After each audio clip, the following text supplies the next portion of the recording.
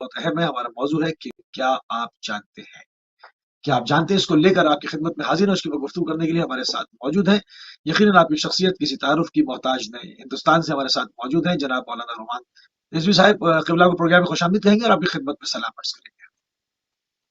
وعلیکم السلام ورحمۃ اللہ وبرکاتہ۔ خداوند کریم ہم سب کو توفیق عطا فرمائے کہ ہم حصول دین اور حصول معرفت میں کوشاں رہیں اور خدا کے دین پر عمل کرتے ہوئے خود بھی اپنے درمیان جینے والے لوگوں کو دین الہی سے روشناس کرائیں تاکہ تبلیغ دین کا سلسلہ جاری و ساری رہے۔ ماہ شعبان معظم عظیم مہینہ ہے، اس عظیم مہینے کی مبارکباد آپ کی خدمت میں بھی، آپ کے تمام اراکین اور آپ کے توسط سے تمام دیکھنے اور سننے والوں کو۔ جزاک اللہ قبلہ، جزاک اللہ۔ اور ناظرین تھوڑی سی تمیزی گفتگو کے ساتھ پروگرام کو آگے بڑھائیں گے۔ ہمارا موضوع ہے کیا آپ جانتے ہیں؟ اس میں مختلف پوائنٹس کے ساتھ آپ کی خدمت میں حاضر ہیں کہ کیا آپ جانتے ہیں کہ کن کاموں کے لیے جلدی کرنی چاہیے؟ شریعت نے کاموں کو جلدی کرنے کا حکم دیا ہے، قبلہ اس پہ ذرا روشنی ڈالیں۔ اعوذ باللہ من الشیطان الرجیم، بسم اللہ الرحمن الرحیم، الحمد للہ علی کل نعمہ وأصل اللہ من کل خیر وأعوذ باللہ من کل شر استغفر اللہ من کل ذنب اللہم صلی علی محمد وآل محمد وعجل فرجهم۔ خداوند کریم ہم سب کو امام زمان علیہ السلام کی معرفت عطا فرمائے، امام کی خدمت کرنے کی توفیق عطا فرمائے، امام کے عوام و انصار میں شامل ہونے کی سعادت نصیب فرمائے۔ بہت خوبصورت عنوان اور بہترین سوال آپ نے کیا۔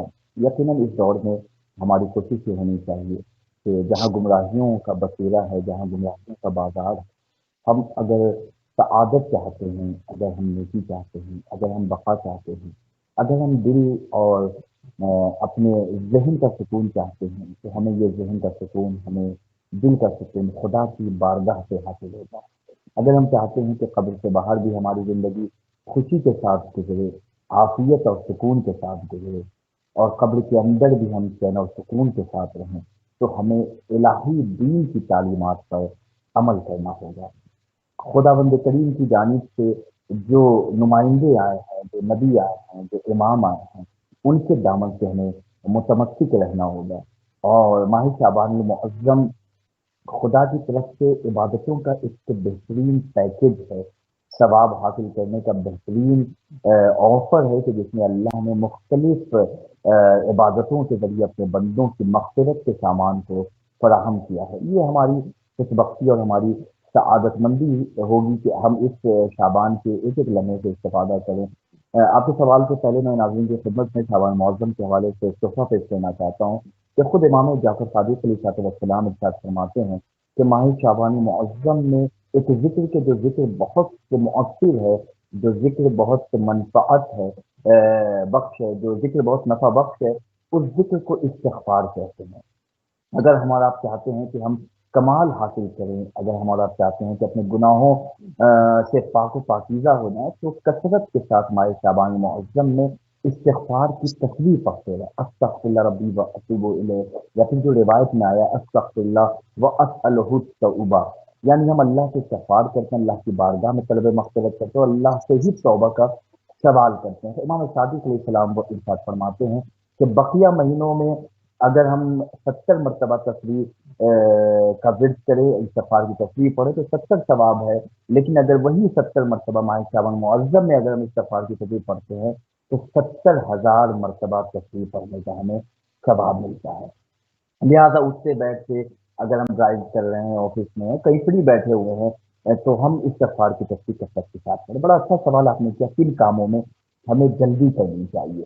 ہم اپنی فکر کے اعتبار سے بہت سے کاموں میں جلدی کرتے ہیں، جلد بازی سے کام لیتے ہیں، لیکن اسلام نے ہمیں کن کاموں کے لیے کہا ہے کہ اس کام میں سبقت حاصل کرے، اس کام میں جلدی سے اس کام کو کر گزر جاؤ، اس قبل اس کے کہ تم اس کی جو افادیت ہے یا اس کا جو وقت ہے اس کو اپنے ہاتھوں سے کھو دے۔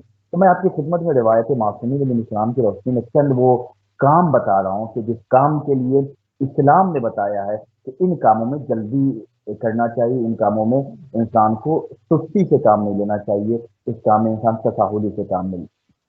پہلا کام جس کے لیے معصوم فرماتے ہیں کہ اس کام میں تمہیں جلدی کرنا چاہیے، مہمان کے لیے کھانا کھلانے کا انتظام۔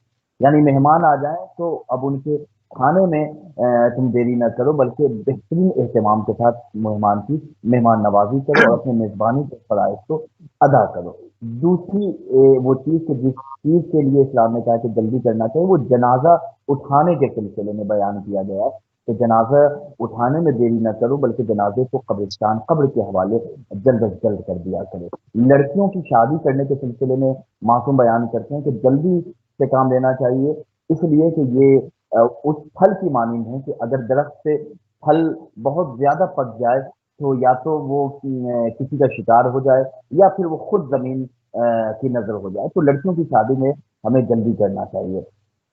قرض کی ادائیگی کے سلسلے میں معصوم بیان کرتے ہیں کہ قرض کی ادائیگی کے سلسلے میں تم اپنے آپ کو روکو نہیں، بلکہ جس سے تم نے قرض لیا ہے اگر تمہارے پاس پیسہ آ گیا، مال آ گیا، تو قرض کی ادائیگی میں فوراً پہل کرو اور اس میں تساہلی سے کام نہ لو۔ گناہ سے توبہ کرنے کے سلسلے میں معصوم بیان کرتے ہیں کہ جلدی سے توبہ کرنے، جیسے ہی تمہیں خیال آئے کہ ہاں ہم نے یہ گناہ کیا ہے، فوراً اللہ کی بارگاہ میں استغفار کرو، اس لیے کہ تمہیں پتا نہیں کہ تم کب اس دنیا سے دار بقا کی طرف کوچ کر جاؤ، کب تمہارا انتقال ہو جائے، کب تم موت کے منہ میں چلے جاؤ۔ لہٰذا توبہ کا خیال ہے فوراً ہمیں توبہ کرنا چاہیے۔ خود مولا کائنات تجلیات حکمت کتاب کا نام ہے، امیر المومنین حضرت علی بن ابی طالب علیہ الصلوۃ والسلام ارشاد فرماتے ہیں کہ توبہ کے معاملے میں آج کل کرنے والوں کے پاس کوئی دین نہیں ہے۔ یعنی ایک انسان کو احساس ہے کہ اس نے فلاں گناہ کیا ہے، اب وہ سوچے گا نہیں ہم جمعے کے دن توبہ کریں گے، ہم شب جمعہ میں توبہ کریں گے، ہم ماہ مبارک رمضان آ جائے گا تو اعمال شب قدر کرنے کے بعد ہم توبہ کریں گے۔ ہم کوئی ایسے مہینے، کوئی ایسی مناسبت کہ جس کے لیے امام معصوم بیان کرتے ہیں کہ اس وقت سے دعائیں قبول ہوتی ہیں، تو توبہ کا اگر خیال آئے، گناہ کا احساس ہو جائے تو فوراً ہمیں توبہ کرنا چاہیے۔ میں مثال دوں کہ انسان ایک صاف و شفاف بالکل وائٹ ڈریس پہن کے اپنے گھر سے باہر نکلا اور روڈ پہ آیا ہی تھا کہ بالکل قریب سے ایک کار گزر رہی ہے اور وہاں پہ کوئی نالے کا پانی ہے اور اس کار کے چکے سے پانی اچھل کے ہمارے وائٹ ڈریس پہ آ رہا ہے، تو اب یہاں پہ عقل مند انسان کیا کام کرے گا؟ فوراً عقل مند انسان یہ کام کرے گا کہ اپنے اس گندے کپڑے کو صاف و شفاف پانی سے، ڈٹرجنٹ سے، کسی سوپ سے، کسی آلہ سے اس گندگی کو اپنے سفید کپڑے سے دور کرے گا۔ اب یہ نہیں سوچے گا کہ نہیں سنڈے کو ہم کریں گے جس دن چھٹی ہوگی، ورنہ اب زیادہ دن تک اگر وہ گندگی رہ جائے تو وہ اس پر بالکل سخت ہو جاتی ہے وہ گندگی۔ تو عقل مندی کا تقاضا یہ ہے کہ گندگی سے فوراً اس لباس کو پاک کیا جائے۔ اسی طریقے سے ہمارا بدن، ہماری روح ہے کہ اگر کسی خدا نہ خاصا کسی گناہ سے، کسی معصیت سے اگر ہم آلودہ ہو گئے ہیں تو فوراً استغفار کی تصویر، اللہ کی بارگاہ میں توبہ کر کے ہم اپنے آپ کو گناہوں سے پاک و پاکیزہ کریں۔ تو یہ چند کام سبحان اللہ۔ میں نے مختصر، بڑا اچھا عنوان آپ آغا بھائی آج لے کے آئے، کیا آپ جانتے ہیں؟ تو یہ وہ کام ہے کہ ہم اس کام میں جلدی سے کام لیں۔ خود کھانا کھلانے کے سلسلے میں امیر المومنین حضرت علی بن ابی طالب علیہ السلام کو ایک بہترین فرمان ہے، مولا کہتے ہیں خود کھانا کھانا اپنے بدن کی غذا ہے، یعنی ہم جو کھانا کھا رہے ہیں یہ ہماری غذا ہے، لیکن دوسروں کو کھانا کھلانا یہ روح کی غذا ہے۔ اور روح جب تک ہے تب تک ہمارا جسم ہے، روح جب تک ہے تب تک ہم بول رہے ہیں، روح جب تک ہے تب تک رومان رضوی لوگ کہہ کے پکار اور مخاطب کر رہے ہیں۔ جیسے ہی روح نکلی، نہ کوئی رومان رضوی ہے، نہ کوئی اسٹیٹس ہے، نہ کوئی گھر ہے، نہ کوئی خاندانی وہ طبقہ ہے، کوئی خاندانی پس منظر۔ جیسے ہی روح نکلی ویسے ہی انسان کہتا ہے جنازہ ہے، اٹھاؤ، مردہ ہے، میت ہے۔ تو جب تک روح ہے تو روح کی غذا کا اگر انتظام کرنا تو دوسروں کو کھانا کھلائیں۔ ماہ شعبان المعظم ہے، معصومین علیہ السلام کی ولادتوں کی تاریخ ہے، امام قائم اور جل اللہ تعالیٰ فرد شریف کی آمد ہونے والی ہے۔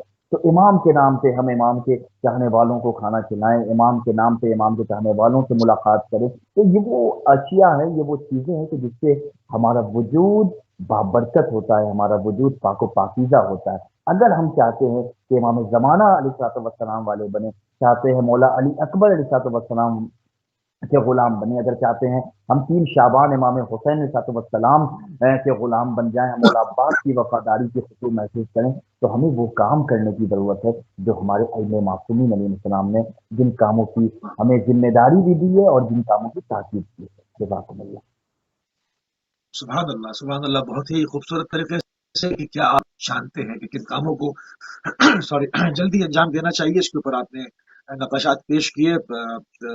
अब फिर आगे थोड़ी सी बात करेंगे कि आप जानते हैं कि दुनिया और आखिरत और दिल और बदन की जीनत क्या है। Bless you Nowshera. जज़ाकुमुल्लाह। पैगंबर अकरम हज़रत मोहम्मद मुस्तफ़ा सल्लल्लाहु अलैहि वसल्लम इरशाद फरमाते हैं कि दुनिया और आखिरत की भी जीनत जिस तरह हमारे चेहरे की जीनत की जाती है, जिस तरह हम अपने फेस को ब्राइट करने की कोशिश करते हैं, अगर हम अपने जिस्म की जीनत करते हैं, उसी तरीके से पैगंबर अकरम सल्लल्लाहु अलैहि वसल्लम इरशाद फरमाते हैं कि दुनिया की भी सारी चीज़ें जीनत हैं, यानी जिन चीज़ों से दुनिया को हम बहुत बेहतर बना सकते हैं, उसी तरीके से आखिरत के लिए चंद चीज़ें जीनत करार पाती हैं, दिल के लिए चंद चीज़ें जीनत करार पाती हैं, बदन के लिए। तो पैगंबर अकरम सल्लल्लाहु अलैहि वसल्लम बयान करते हैं कि दुनिया की जीनत तीन चीज़ें हैं, तवज्जो से सुने। दुनिया की जीनत तीन चीज़ें हैं, माल, औलाद और औरत। मालदार जो होता है, दुनिया वाले उसे झुक के सलाम करते हैं। जिसके पास औलाद है, तो लोग उसका एहतराम करते हैं, माशाल्लाह साहब औलाद। जिसके पास औरत है, ज़ौज है, यानी एक मुकम्मल फैमिली अगर है, तो उसका एक स्टेटस है, उसको लोग सोशल लाइफ में उसको कद्र की निगाह से देखते हैं। तो तीन चीज़ें दुनियावी एतबार से दुनिया के लिए जीनत है, एक माल, एक औलाद और तीसरी चीज़ औरत। उसी तरीके से आखिरत के लिए जीनत तीन चीज़ें हैं, पैगंबर अकरम सल्लल्लाहु अलैहि वसल्लम ने इरशाद फरमाया। पहली चीज़ आखिरत की जीनत इल्म है, दूसरी चीज़ तकवा है और तीसरी चीज़ राह खुदा में किसी गरीब की मदद करना। अगर हमारे पास दुनिया में माल नहीं है, तो हम गरीब माने जाते हैं, हमें कोई इज्जत, यानी हमारे रिश्तेदार भी हमारी इज्जत नहीं करते। तो उसी तरीके से अगर आखिरत में अमीर बनना चाहते हैं, आखिरत में मालदार बनना चाहते हैं, तो हमारे पास इल्म होना चाहिए, वो इल्म के जो हमारे लिए फायदेमंद है। हमारे पास तकवा होना चाहिए। तकवा किसे कहते हैं? तकवा यानी खुदा का खौफ। खौफ खुदा का मतलब क्या? खौफ खुदा का मतलब ये है कि हम हर उस जगह मौजूद रहें। एक खातून आती है और आके कहती है कि जो कचारा हजरत फातिमा ज़हरा सलामुल्लाह अलैहा से कि तकवा किसे कहते हैं, आपके शियों की क्या अलामत है? तो शहजादी ने बयान किया कि तकवा और हमारे शियों की अलामतों में से एक अलामत तकवा है, और तकवा कहते उसमें है कि खुदा जहाँ तुम्हें देखना चाहता है वहाँ मौजूद रहो, खुदा जहाँ तुम्हें नहीं देखना चाहता वहाँ से हटा दो। बेहतरीन मिसाल है, बेहतरीन तारीफ शहजादी ने। तो अगर तकवा हमारे पास है तो आखिरत में हम मालदार। और तीसरी चीज राह खुदा में किसी गरीब की मदद करना, यानी मदद करना किसकी राह में? खुदा की राह में। अगर हम किसी की मदद कर रहे हैं, अल्लाह हमें तौफीक दे कि हम सही मानों में इस्लाम को समझ सकें और इस्लाम के पैगाम को कन्वे और अपील कर सकें अहले दुनिया के सामने। आज सबसे बड़ी मुसीबत यह है कि न हम खुद इस्लाम समझ पा रहे हैं, न दूसरों को समझा पा रहे हैं। राह खुदा में किसी गरीब की मदद करना। पूरी दुनिया में सिर्फ एक ही पर्चम के तले सब आना चाहते हैं, इंसानियत के पर्चम तले, ह्यूमैनिटी के पर्चम तले, आदमियत के पर्चम तले। लेकिन आदमियत कहते किसे हैं, ह्यूमैनिटी किसे कहते हैं, ये कोई नहीं बता सकता। आए हम इस्लाम के दायरे में बताएं कि ह्यूमैनिटी किसे कहते हैं। तो आखिरत की जीनत क्या? राह खुदा में किसी गरीब की मदद करना है। अगर राह खुदा में हम किसी गरीब की मदद कर रहे हैं, तो आखिरत में अल्लाह में मालदार, दौलतमंद, सरकतमंद बनाएगा। तो ये आखिरत की तीन चीजें ऐसे जीनत है। बदन की जीनत तीन चीजें हैं, कम खाना। बहुत तवज्जो से सुने हमारे अहले बैत टीवी के नाम। बदन की जीनत तीन चीजों में पोशीदा, पैगंबर की हदीस है, कम खाना, कम सोना और कम बोलना। आज हमारा बदन अगर खराब हो रहा है, तो ये तीन चीजों का इजाफा हमारी लाइफ में है। यानी अगर हम कम खा रहे हैं, कम बोल रहे हैं, कम सो रहे हैं, तो हमारे बदन की जीनत है ये। लेकिन अगर हम ज्यादा खा रहे हैं, ज्यादा सो रहे हैं और ज्यादा बोल रहे हैं, तो ये हमारे लिए नुकसानदेह है, हलाकत का सबब है। बोलना अच्छी बात नहीं है। इंसान बोलते तो सभी हैं, लेकिन कब कहाँ क्या बोला जाए, इस जुमले पे अगर हमारे नाज़रीन गौर करें कि बोलना कमाल नहीं है, क्या बोला जाए, इस सोच के साथ अगर हम बोले, तब जाके हमारी जिंदगी सही मानों में बायसे जीना है।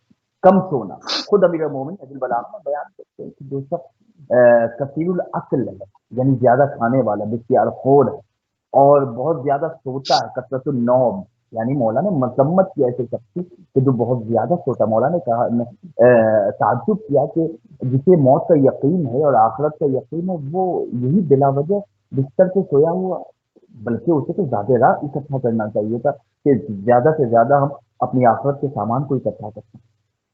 उसी तरीके से मौला ने कहा कि इंसान कम खाए, کم کھانے میں خود آج ڈاکٹر، آج سائنس اس بات کو ثابت کر رہی ہے کہ زیادہ بیماریاں بختیار خوری سے ہیں، زیادہ کھانے سے۔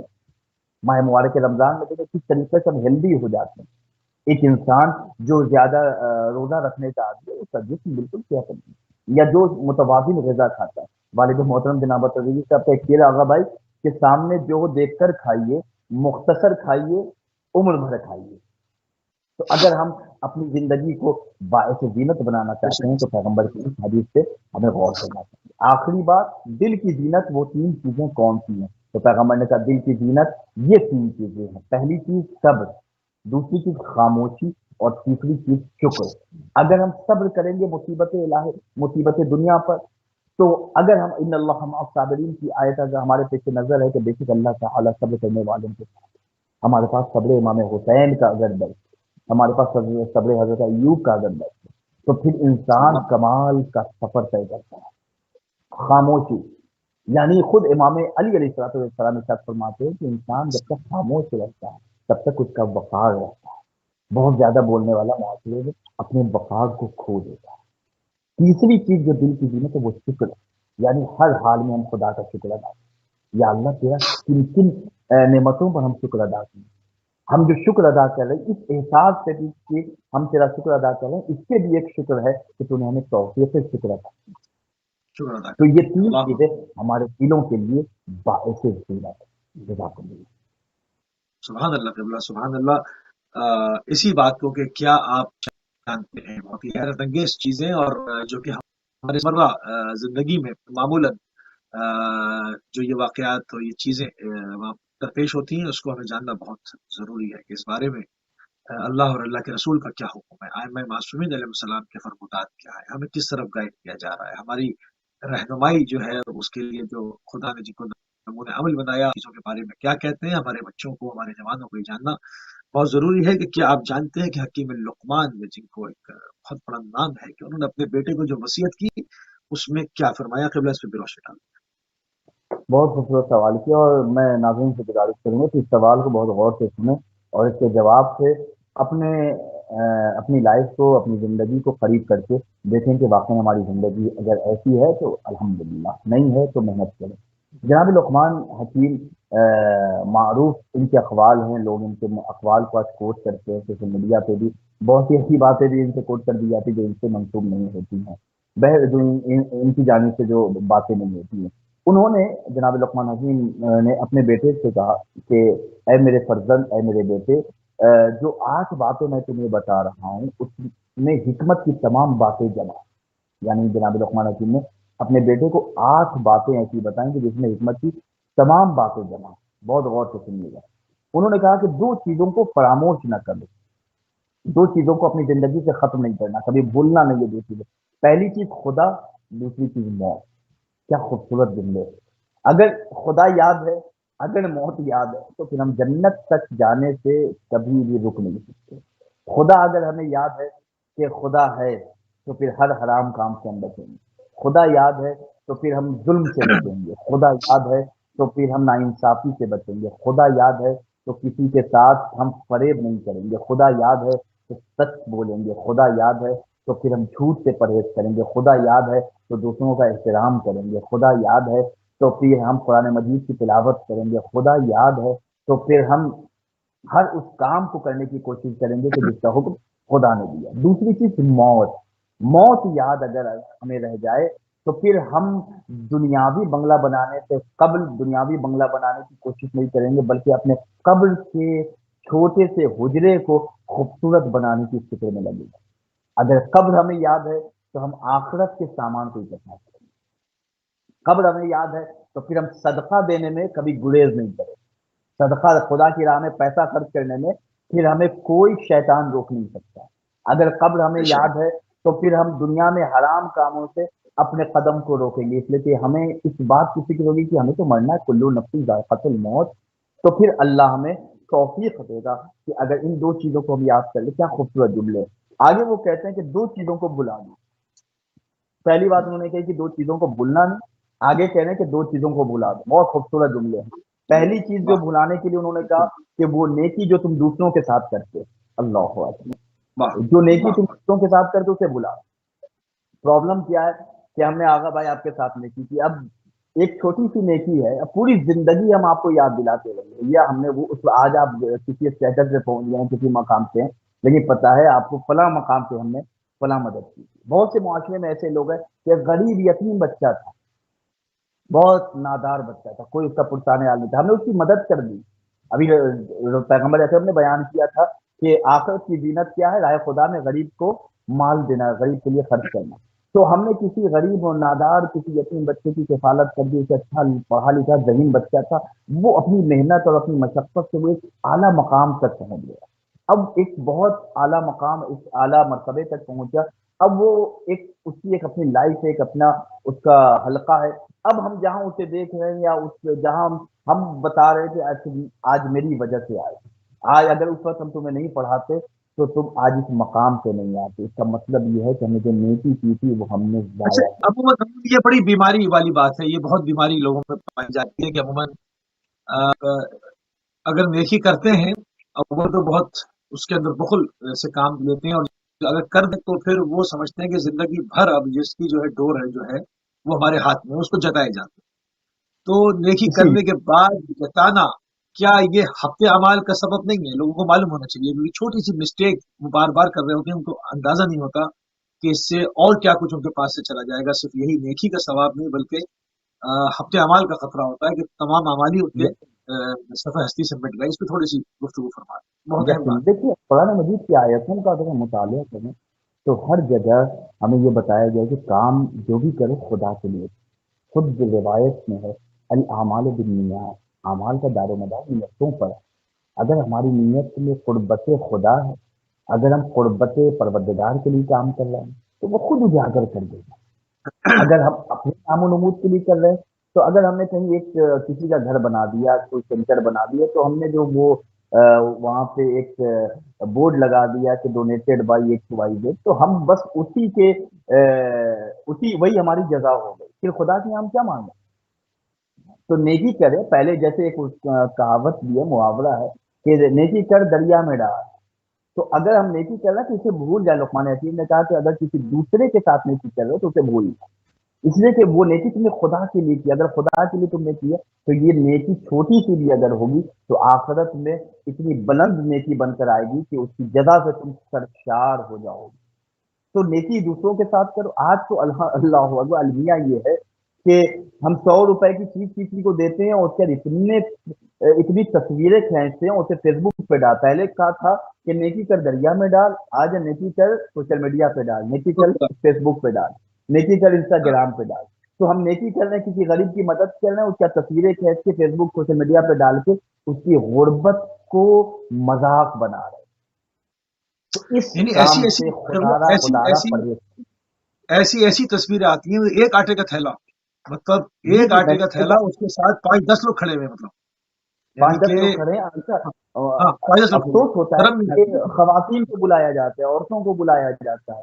खुदा गैरत ऐसे लोगों में पैदा करे कि जो जिनकी ऐसे लोग बेगैरत होते हैं ऐसे। और मैं उन नादारों से और उन जरूरतमंदों से भी मैं अपील करूंगा कि अल्लाह उनकी गुर्बत को दूर करे। ऐसे लोगों के पास हाथ फैलाने से परहेज करे कि जिनके पास गैरत नहीं है, जिनके पास हिस्स नहीं है, यानी जिनके पास एहसास नहीं है। ऐसे लोगों के पास इंसान को जाना भी नहीं चाहिए। बड़ा अजीब था खैरात बांटने वाला, वो उठता बैठता भी था उन्हीं फकीरों में। जाएं दरे अली पे जाएं और पूछें कि मौला बताएं कि क्या खलीफा है अता करने का। तो हम और आप तारीख के और आप में वो मंजर देखते हैं कि क्या खूबसूरत मंजर है। मौला के दरवाजे पे मांगने वाला आता है, मौला कभी दरवाजा खोल के नहीं देते, बल्कि दीवार के सहारे मौला हाथ बढ़ा के देते हैं। यानी लेने वाले को देने वाले का चेहरा भी नहीं पता चलता कि देने वाला है कौन। वाह वाह। पूछने वाले ने पूछा, या अली कभी दरवाजे से आप क्यों नहीं देते। अमीर मोमिनीन हज़रत अली इब्न अबी तालिब अलैहिस्सलाम ने बयान किया कि जब मांगने वाला कोई तुम्हारे पास आए और वो हाथ फैलाता है तो उसके हाथ फैलाने में उसे शर्मिंदगी महसूस होती है। अली एक लम्हे के लिए भी नहीं चाहता कि खुदा के किसी बंदे को कहीं पे भी शर्मिंदगी महसूस। अल्लाह अल्लाह, अकबर, हम अली या के अमीरुल मानते हैं, मोमिनीन। मौलाए अल्लाह। कायनात के मानने वाले। अली से ज्यादा किसी के पास दौलत होगी। अली मौलाए कायनात है। ये जो अपने को मिलियनर बिलियनर और ये डोनर कहते हैं, انہیں علی کے در پہ آ کے ذرا سا بھیک مانگنا چاہیے کہ زندگی کا سلیقہ کیا ہے۔ ذرا سی دولت آ گئی تو اکڑ کے چلنے لگے اور مغرور ہو گئے۔ انہیں بتایا جائے کہ قارون کا خزانہ دنیا میں مشہور ہے، انہیں بتایا جائے کہ حاتم طائی کی سخاوت مشہور ہے، لیکن علی کے سامنے جب حاتم کی بات ہوئی تو علی نے کہا میری نظر میں حاتم سے بڑا بخیل کوئی ہے ہی نہیں۔ تو ہم اور آپ مولا کے ماننے والے ہیں، اگر عطا کریں، پوچھا گیا کیوں، تو کہا کہ وہ بڑا سخی ہے اور بڑا اس کی سخاوت کا شہرا ہے۔ کیوں شہرا ہے؟ تو وہ ہر دروازے سے سائل کو دیتا تھا۔ مولا نے کہا کہ میری نظر میں اس سے بڑا بخیلی کوئی نہیں ہے، ایک ہی دروازے پہ اتنا کیوں نہیں دے دے کہ سائل کو دوسرے دروازے پہ جانے کی ضرورت ہی نہ پڑے۔ واہ تو ہم واہ۔ اور آپ مولا کے ماننے والے اچھا ہیں، یہ مولا کی تھوڑا مہربانی۔ سا یہاں پر تھوڑا سا قبلہ یہاں پہ رکوں گا کہ عموماً ہم دیکھتے ہیں کہ جو اول تو آدمی دیکھیں اس وقت سب سے پہلے جب انسان کے اوپر وقت ہوتی ہے کہ بالکل جو کلوز ریلیشن شپ ہے وہاں سے اس کو امداد ہو جائے، اور عموماً اسی طرح سے لوگ کرتے ہیں بالکل اپنے خاص خاص جو لوگ ہیں ان کو خاموشی کے ساتھ۔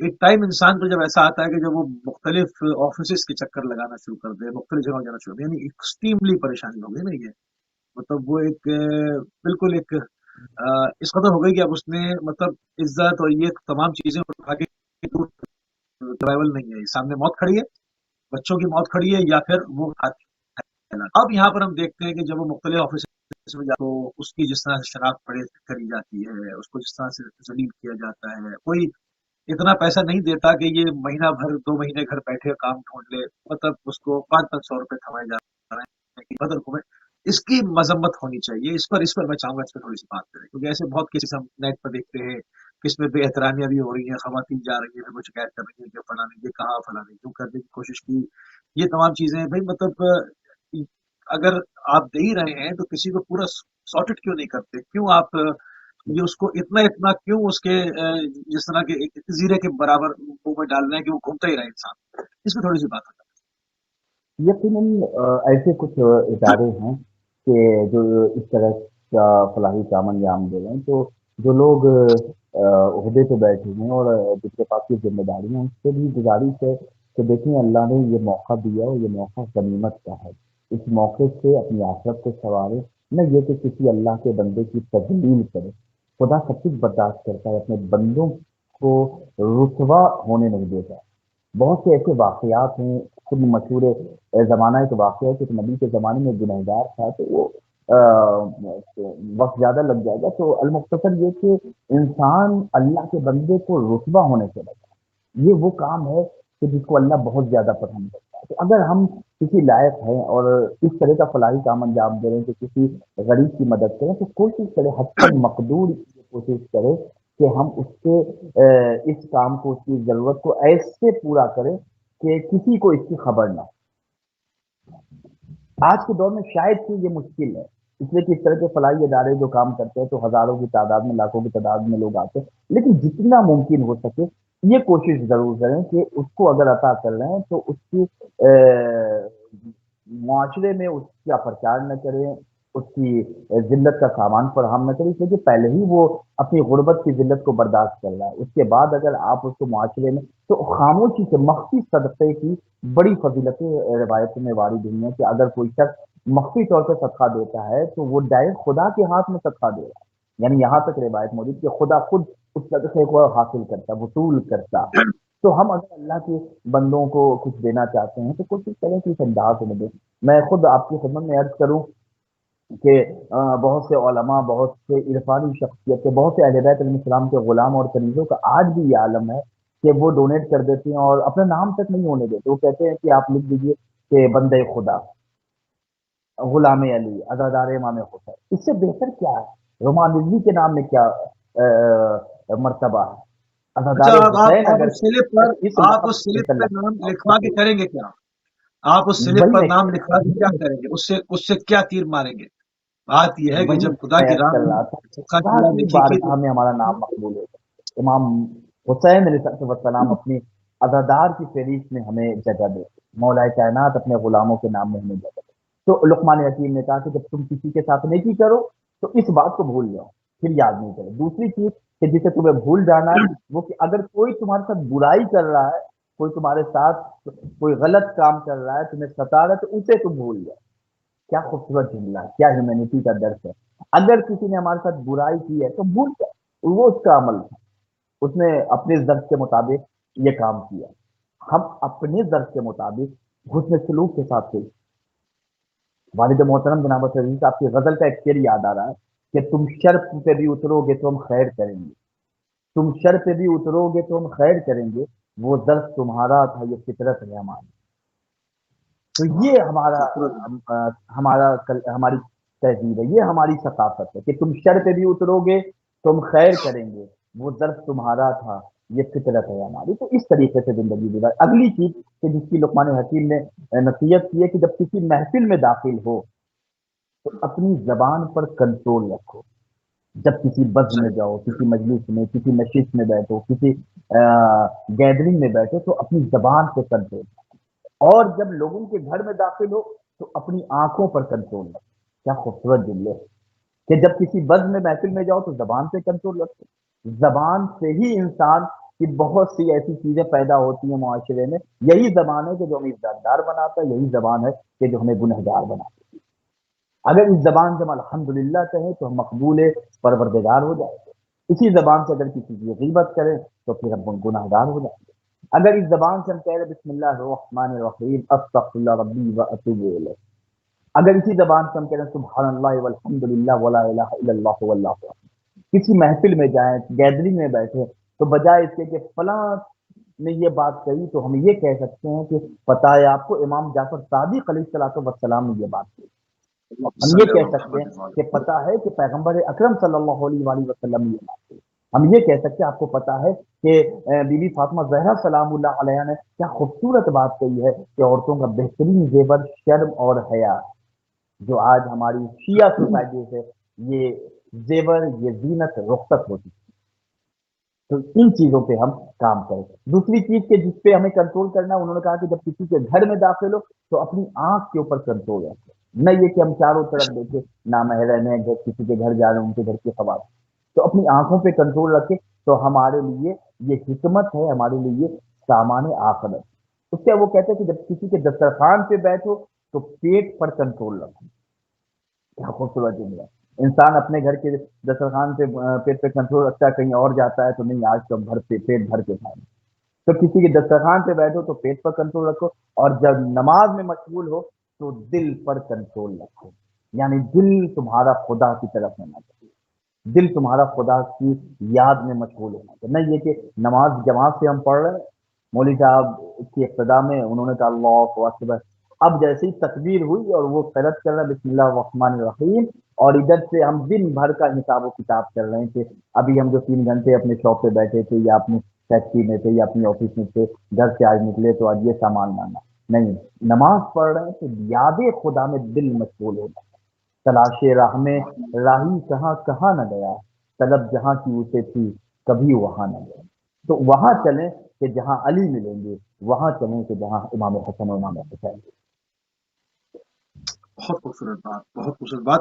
صحیح، جو آپ نے آخری ایک بات کی، اس میں تھوڑی سی بات اور آگے کرتے ہوئے ہم آگے بڑھیں گے، کیونکہ عموماً لوگ جو ہے وہ بعض دفعہ عبادات کو تو انجام دیتے ہیں، وقت پہ بھی دیتے ہیں، اس کو بوجھ سمجھ کے دے رہے ہوتے ہیں۔ آپ نے جس خضوع و خشوع کا ذکر کیا، جس میں ہوں اس کی لطافتوں کا ذکر کیا، جس میں آپ نے اس سے اس کی حلاوت کو محسوس کرنے کا ذکر کیا، شاید یہ الفاظ بعض لوگوں کے لیے مشکل ہو جائیں گے، مگر آپ میں چاہوں گا کہ آپ اس کو مزید اور کھول دیں کہ ایسی دیکھیے، نماز کیا نماز نماز پڑھی جس میں سالک نے حلاوت کو محسوس نہ کیا، جس میں سالک نے اس کی لطافت کو محسوس نہ کیا، اس میں وہ کھو نہ گیا، تو پھر کیا کیا؟ تو اس پر تھوڑی سی اگر آپ چند منٹ اس پہ دے رہے تو پھر میں اگلے سوال کی طرف بڑھوں گا۔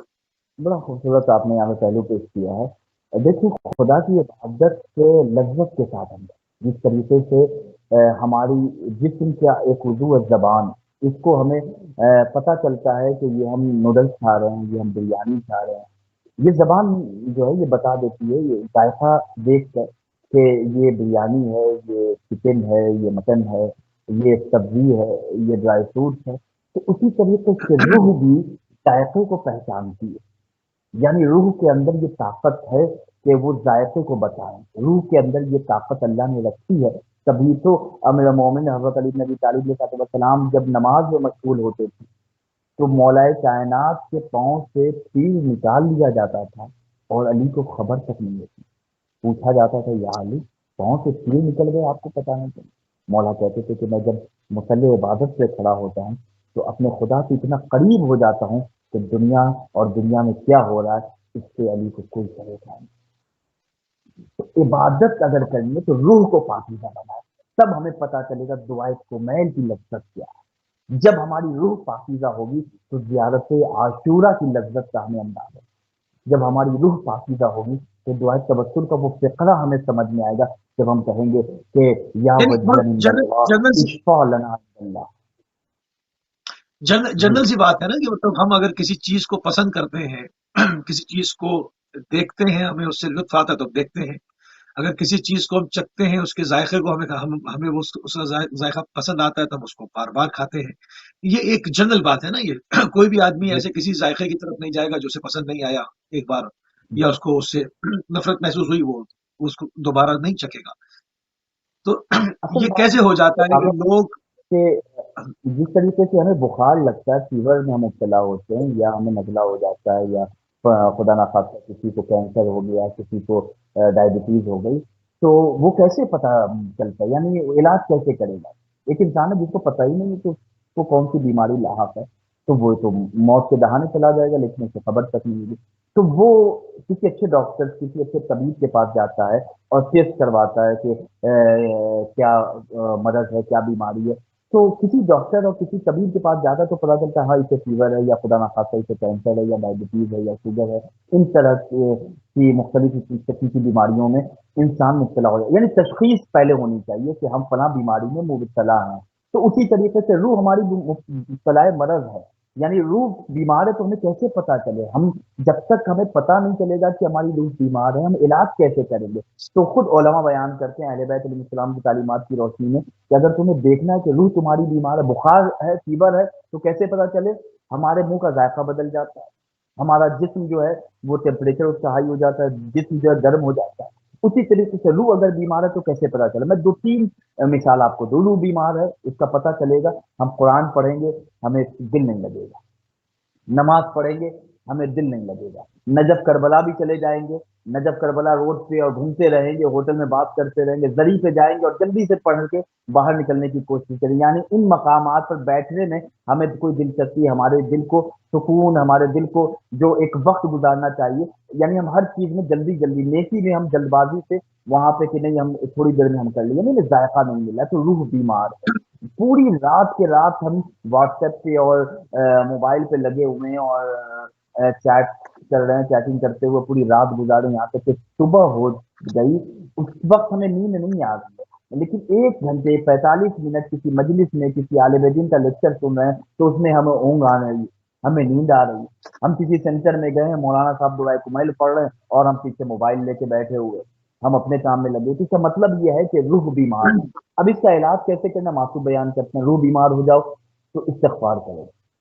روح بیمار ہو جائے وضو کے دیکھیے ساتھ رہو دیکھیے اینی دیکھیے ٹائم وضو کے ساتھ دیکھیے کوشش کرو کہ زندگی دیکھیے گزارو. رومان صاحب جی مطلب جسم بیمار ہوتا ہے بخار آئے جی خاص جی نزلہ ہو اور کوئی بیماری ہو اس کی علامات سے اس کی تشخیص ہو جاتی ہے. منہ کا ذائقہ تبدیل ہو جاتا ہے جسم میں درد ہو جاتا ہے انسان کو کھانے پینے کا دل نہیں چاہتا انسان سے چلا پھرا نہیں جاتا. علاماتیں بہت واضح ہیں بہت واضح علامت ہے کہ جسم بیمار ہے اس میں جی بیکٹیریا پھیل گیا ہے وسائل ہے انفیکشن ہے. صحیح روح کی بیماری کا معلوم ہوتے ہوتے ایک وقت لگ جاتا ہے اور وہ اس کی بیماری بڑھتی چلی جاتی ہے. تو اس کو انیشیل اسٹیج پر اس کو ٹیک اپ کرنے کے لیے کہ روح بیمار ہو رہی ہے اس کے لیے کس طرح سے ایک عام آدمی کیونکہ جو صاحب نظر ہے وہ تو سمجھ جائے گا کہ میں نماز پڑھ رہا ہوں نماز پڑھتے ہوئے دل نہیں لگ رہا چونکہ میں نماز کی حلاوت کو محسوس نہیں کر رہا اس سے داخل نہیں ہو رہا اس کے اندر میں جا نہیں پا رہا ہوں. اس کے بعد میں روح میں کہیں سے بیماری لگی کوئی رزق حرام تھا کوئی نگاہ کا گناہ تھا کوئی زبان کا گناہ تھا کسی کی غلطی ہوئی کچھ نہ کچھ ہوا جس کی وجہ سے میں حلاوت سے محروم ہوا ادائیگی کر رہا ہوں مگر اس کی حلاوت کو چک نہیں پا رہا دل نہیں لگ رہا. وہ سمجھ جائے گا جو صاحب نظر نہیں ہے جو ایک عام آدمی ہے وہ سمجھتا ہے کہ بس ٹھیک ہے وہ اس کو کام چلاتا رہتا ہے. اور روح کی بیماری جسمانی بیماری سے زیادہ سنگین اور تیزی سے بڑھتی جاتی ہے. وہ کیا کرے میرا سوال ایکچولی ہے.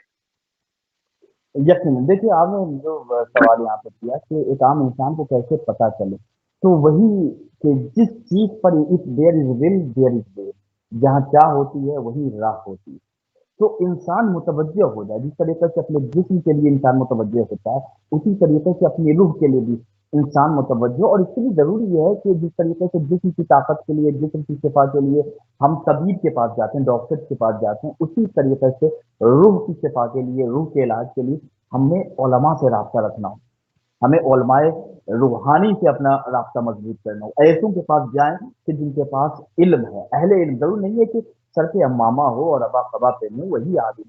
ہمارے معاشرے میں بہت سے ایسے صاحبان علم ہیں کہ جن کے پاس دینی تعلیمات کا ذخیرہ ہے، ان سے رجوع کریں، اپنے گھر میں اپنے بزرگوں کے پاس بیٹھیں، ایسی مجلس میں جائیں کہ جہاں پہ ایسے لیکچرز ہوتے ہیں کہ جس کو سننے کے بعد پتہ چلتا ہے کہ ہم تو بالکل مائنس میں چل رہے ہیں، ہمارے پاس تو کچھ ہے ہی نہیں، ہم تو زیرو ہیں۔ یا جس سینٹر میں ہم رہتے ہیں اور جو آرگنائزر ہیں، جو ٹرسٹیز حضرات ہیں، ان سے بھی گزارش ہے کہ اپنے سینٹرز میں آپ علماء کی قدر کریں اور ایسے لیکچر کا اہتمام کریں اس دور میں کہ جو ہمارے معاشرے کی ضرورت ہے۔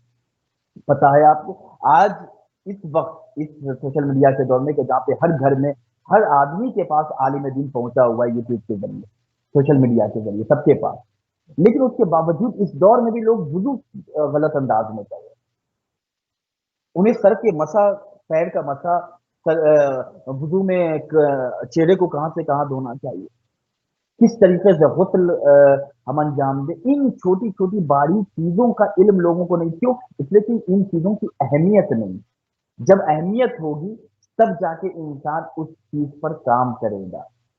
آج دار و مدار یہ ہے کہ ہم نے دنیا کو ہی سب کچھ سمجھ لیا ہے کہ بس یہاں آ گئے، یہی یہاں سے ہمیں کہیں جانا نہیں، جتنا ہو سکے مرتے مرتے بھی ہم جتنا ہو سکے اپنی فائل کو دنیاوی اعتبار سے مضبوط کر لیں، ہماری پراپرٹی اگر کل 10% تھی تو مرتے مرتے 15 ہو جائے، کیوں؟ ہم اس چیز کی طرف متوجہ ہیں، آخرت کی طرف متوجہ ہیں۔ لقمان حکیم نے کیا کہا تھا کہ اگر کسی چیز کو یاد رکھنا ہے تو خدا کو یاد رکھو اور موت کو یاد رکھو، تو اپنے آپ کو، اپنے دل کو نماز میں مشغول رکھو، اس لیے کہ نماز کس کے؟ خدا کی بارگاہ میں جا رہا ہے، کہ جہاں پہ امام حسین علیہ السلام کا سجدہ ہمیں یاد ہونا چاہیے کہ تہے خنجر حسین کا سجدہ ہے، اس کے بعد بھی سبحان ربی العلی و بحمدہ کی جو صدا ہے، اس صدا میں آج بھی ایک گونج ہے، اور اس صدا سے مسجدوں کے مینارے گونج رہے ہیں۔ وہ جو ایک سجدہ علی کا افتخار عارف صاحب کا ایک شعر ہے کہ وہ جو ایک سجدہ علی کا بچ رہا تھا وقت فجر، فاطمہ کا لال شاید اب اسی سجدے میں، تو اللہ یہ ہم یہ کربلا کیوں بیان کی جا رہی اکبر۔ ہے، یہ مجلسیں کیوں برپا کی جاتی ہے؟ یہ شعبان کا مہینہ ہے، آج مولا علی اکبر علیہ السلام کی ولادت کا روز گزرا ہے، کون اکبر؟ وہ اکبر کے جس سے امام حسین نے پوچھا کہ بیٹا تم آج ہمارے ساتھ کربلا کی طرف جا رہے ہو کہ جہاں پہ موت ہی موت ہے، موت ہمارے استقبال کرے گی، تو حضرت علی اکبر علیہ السلام نے ایک سوال کیا، بابا یہ بتائیں کہ ہم حق پر ہیں؟ تو امام حسین نے کہا کہ بیٹا اگر ہم حق پر نہیں ہوں گے تو کیا؟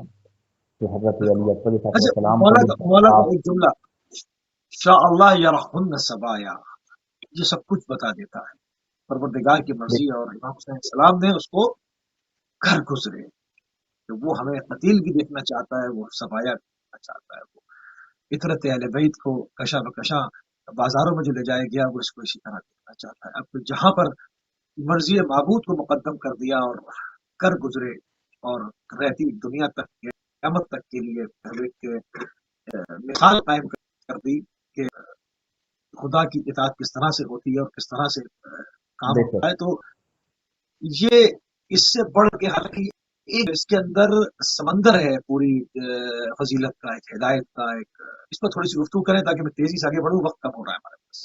جی، میں عرض کر رہا تھا کہ خود علی اکبر علیہ السلام نے جب پوچھا کہ بابا کیا ہم حق پر ہیں، تو امام حسین نے کہا بیٹا ہم حق پر نہیں ہوں گے تو کون ہے؟ تو مولا علی اکبر علیہ السلام کے یہ جواب ہم سب کے لیے مسئلہ راہ ہے، ہم سب کے لیے ہدایت کا سرچشمہ ہے۔ حضرت علی اکبر علیہ السلام کو یا بابا اگر ہم حق پہ ہیں تو موت ہم پر آ پڑے یا ہم موت پر جا پڑے، اس سے ہمیں کیا کوئی فرق نہیں۔ تو اے نوجوانان قوم، اگر ہم واقعی میں حضرت علیہ السلام کے ماتمدار ہیں، ان کے ماننے والے، ان کے غلام، یا ان کی ہماری خواتین کنیزگی کا واقعہ ہے، تو ان کی ولادت کی تاریخ کے لیے کچھ خیرات پیش کرے، کچھ مولا علی اکبر علیہ السلام کی خدمت میں تحفہ پیش کرے. تحفہ کیا ہوگا؟ تحفہ یہی ہوگا کہ ہم اپنی نوجوانی میں، اپنی جوانی کو ہم کربلا والوں کے مقصد پر قربان کریں، اپنے وجود کو خدا کے لیے فنا اللہ کر دیں.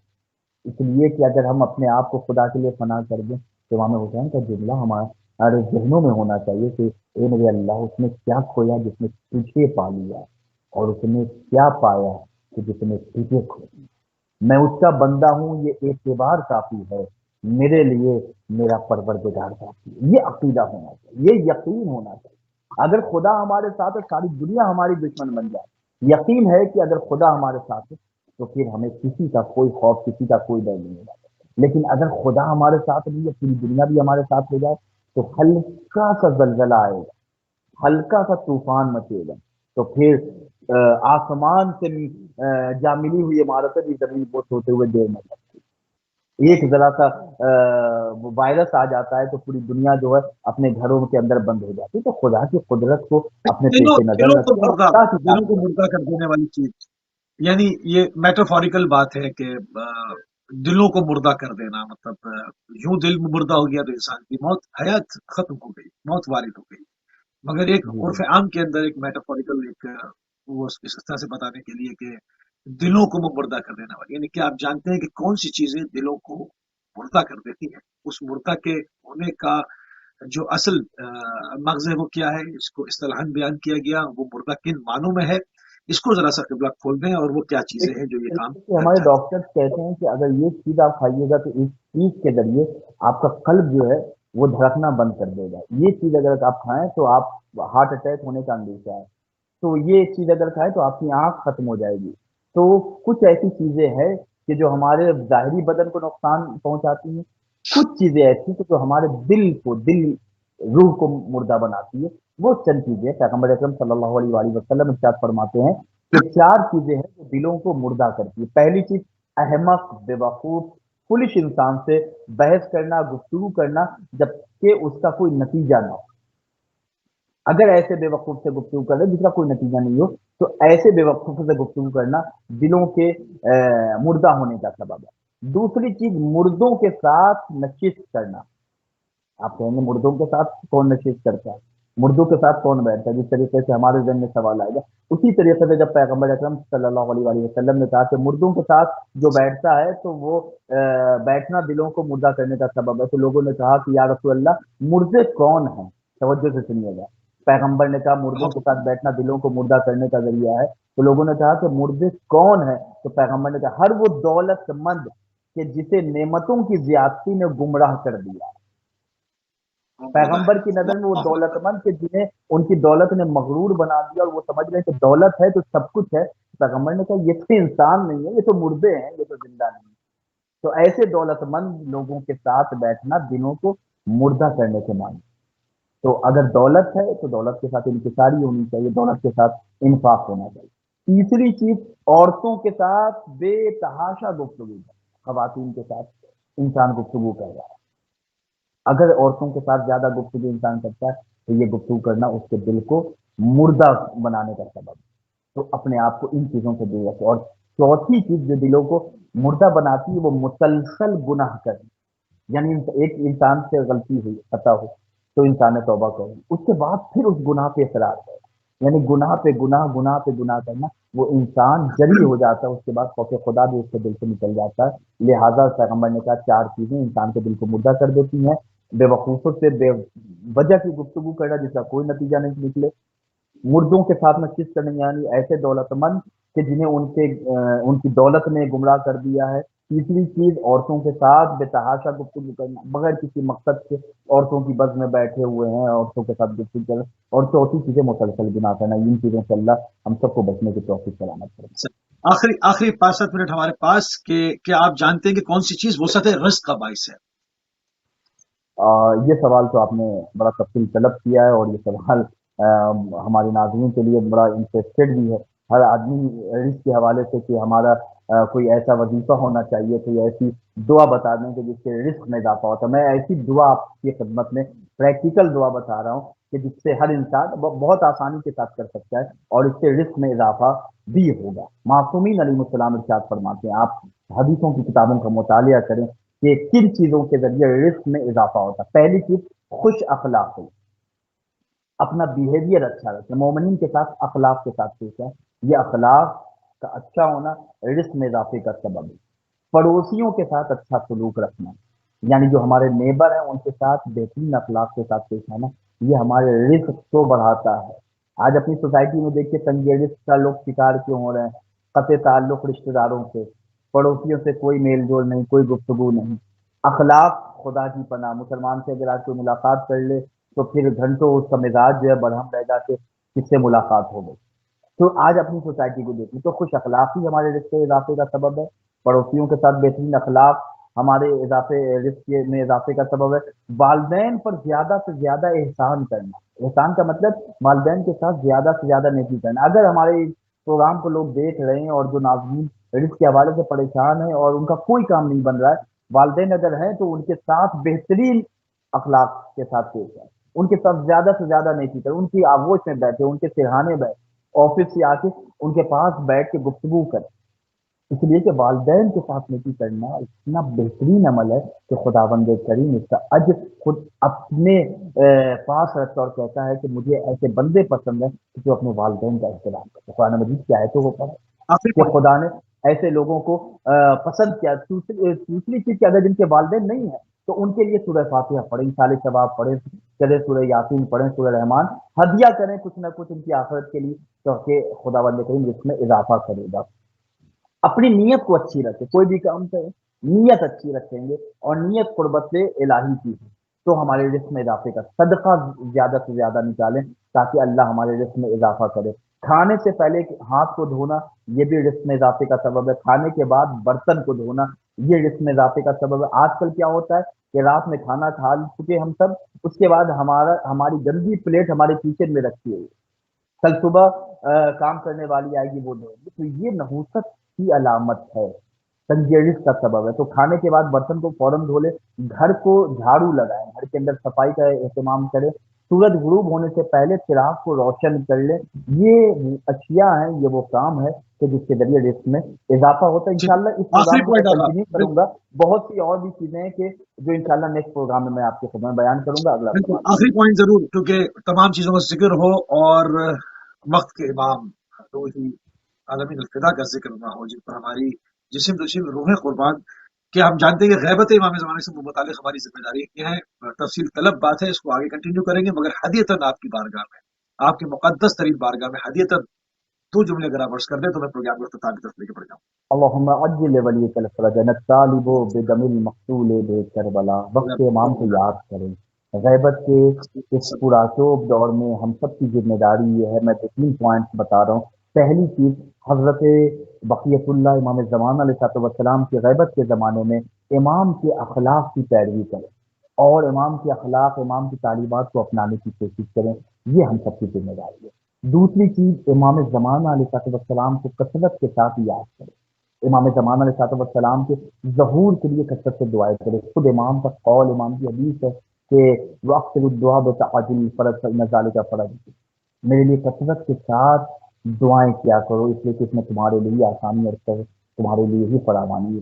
کسی چیز امام کی خدمت میں مسلسل کچھ نہ کچھ ہدیہ کریں، کچھ نہ کچھ پیش کریں، چاہے وہ صلوات ہو، قرآن مجید کی کوئی آیت ہو، قرآن مجید کا کوئی سورہ ہو، یا امام کے کسی شیعہ کی کوئی ضرورت کو ہم پورا کر دیں کہ یہ امام کا شیعہ ہے۔ تو یہ چیزیں وہ ہیں کہ جو غیبت میں امام زمانہ میں صلی السلام کے چاہنے والوں کی اہم ذمہ داریوں میں ایک بہترین ذمہ داری ہے۔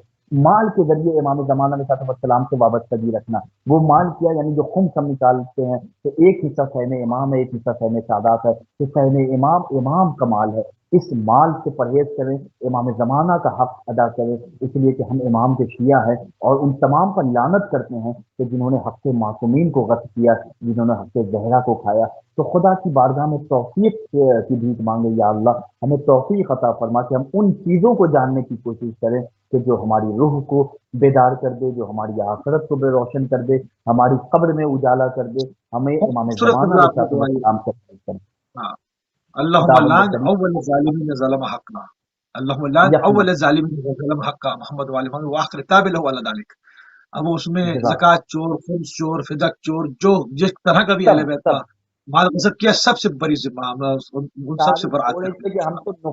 ہم تو ایک نقطے میں قرآن کو سمیٹ لیتے ہیں، تو اسی طریقے سے تمام چوروں کو، تمام غاصبوں کو، تمام فریبکاروں کو، تمام مکاروں کو قرآن مجید کی آیتوں کی نظر کر دیں، اور قرآن کے ذریعے اگر لعنت پہنچائیں گے تو یہ لعنت ایسی تیز رفتار سواری ہے کہ اپنے مستحق تک بغیر ایڈریس سے بغیر پہنچ کسی جاتی ہے، اس کو بغیر ایڈریس ایڈریس. لکھے ہوئے پہنچا دیتی ہے۔